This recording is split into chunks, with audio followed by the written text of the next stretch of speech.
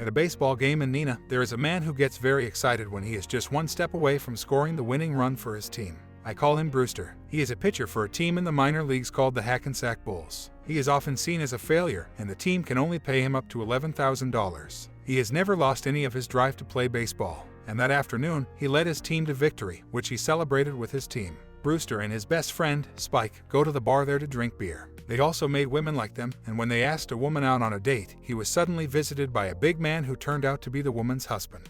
The man was afraid that his wife might lose her job if she went on a date. She then made Brewster fight with her husband, which caused a riot. Because of that, both Brewster and Spike went to jail. Then, their trainer, Charlie, came, but he didn't let them go. Instead, he stopped them. Like it or not, Brewster and Spike have no money to pay bail, so they have to go to court. They could go to prison. When Brewster and Spike heard this, they were scared, but their fear went away as soon as a photographer named J.B. Dondo came to save them. Donato wants to help save these two people. As soon as he told them they could go to New York with him, they left right away. When they got to New York, Dondo took them straight to a law firm. He says that he was told to bring Brewster to the people who run a charity called Granville and Baxter. It seems that a lawyer had been waiting for him as well. He went by the name Edward. Edward is Rupert Horn's lawyer. Rupert Horn is Edward's great-uncle. Rupert Horn is the richest person in the United States, it turns out. In different parts of the world, he owns oil and real estate businesses. Since Rupert died a month ago, all of his property went to the only family that is still alive, Brewster. If Brewster can spend $30 million in just 1 month, he will get $300 million.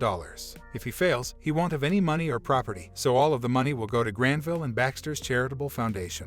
Brewster has never had a credit card in his life, so he must keep this mission a secret from everyone. He didn't want to miss out on this rare chance. He then agreed to take on the challenge and keep an eye out for anyone trying to cheat. Randy and Baxter sent a lawyer on purpose to keep an eye on Brewster's bills. Angela Brewster then told Spike that he was now worth $1 billion. But Spike thinks it's a joke, and when he showed Spike how much money he had, Spike could only hang on Jesus. "We're going to have a great time." Spike then says that it was smart of him to keep an eye on that much money. But Brewster quickly wasted all that money by hiring random people, buying a baseball team, renting a limousine with a driver, and treating and renting hotels for people from the same village. You like a good beat? Yeah. Word quickly spread that Brewster had become the richest man in the world. The next day, Angela got mad at everyone who said Brewster was spending his money on silly things without thinking. When Angela's boyfriend Warren showed up to pick her up, the conversation stopped all of a sudden. Brewster then took the chance to back up Angela's claim that Warren wasn't a mercenary. He showed that Warren was just like everyone else, with green eyes. When he saw that Brewster had offered him a job that paid 10 times what he was making at the time, Warren took a leave of absence and went to Granville and Baxter. At first, they said no to the leave, but when they found out he worked for Brew, they changed their minds right away and asked him to spy on Brewster. Warren finally started his new job, but just as Brewster was about to approach him, Warren suddenly fell. Many people he doesn't know have claimed to be his brother since he became a billionaire.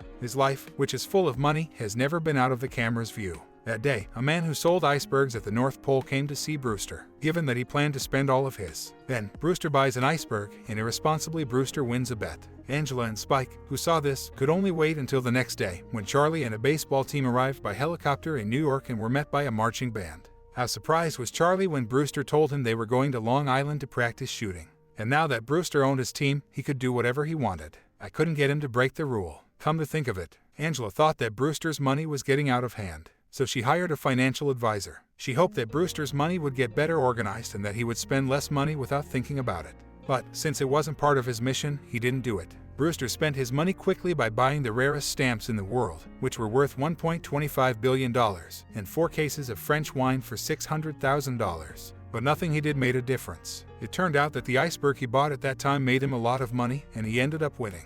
Brewster was so confused that he didn't know what to do. He gave all the money from the bets to a good cause. Angela didn't agree with Brewster's decision, though, because many people had already been helped. Angela asked for more to change her mind. Brewster then invites her to lunch together. She said yes, but just as they were about to leave, a car hit Brewster's car and she didn't ask for money. He told the person who owned the car to act like they were hurt and give him the money. When Angela saw all of that, she was shocked that she didn't even want to introduce him to her family and friends. That night, Angela is going to meet Warren for a drink. Angela's mood gets worse because of him, not better. He says, without any feeling, that she likes Brewster. Angela no longer felt the same way about him as she did before. Not agreeing with the charge, she always left the place first thing in the morning. Spike told Brewster that his money had grown by another $10 million, which was good news. When he heard this, he was very confused right away. Maybe this is a payback for how often he gives money to everyone, even though no one will ever be poor because he gave alms. Brewster, who was very surprised and then screamed hysterically in the middle of the chaos. He had a great idea to spend all that money all of a sudden.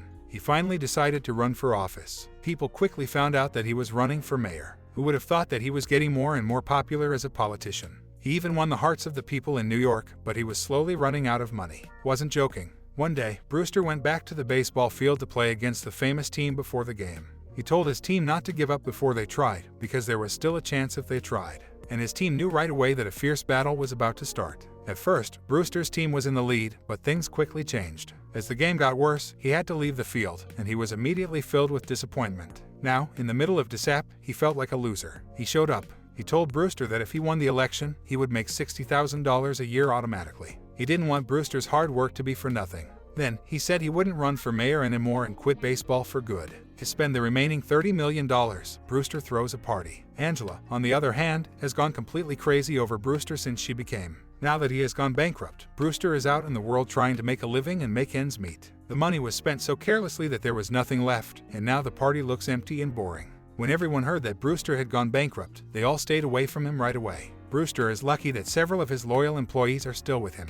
In fact, they are trying to raise money so that Brewster can move on with his life. Brewster said no because he was done with his mission and thought he would go back to riches. On that 30th day, the final decision would be made public at exactly 12 p.m. Now, Brewster's only valuable thing is his worn-out baseball shirt. He left the hotel after that.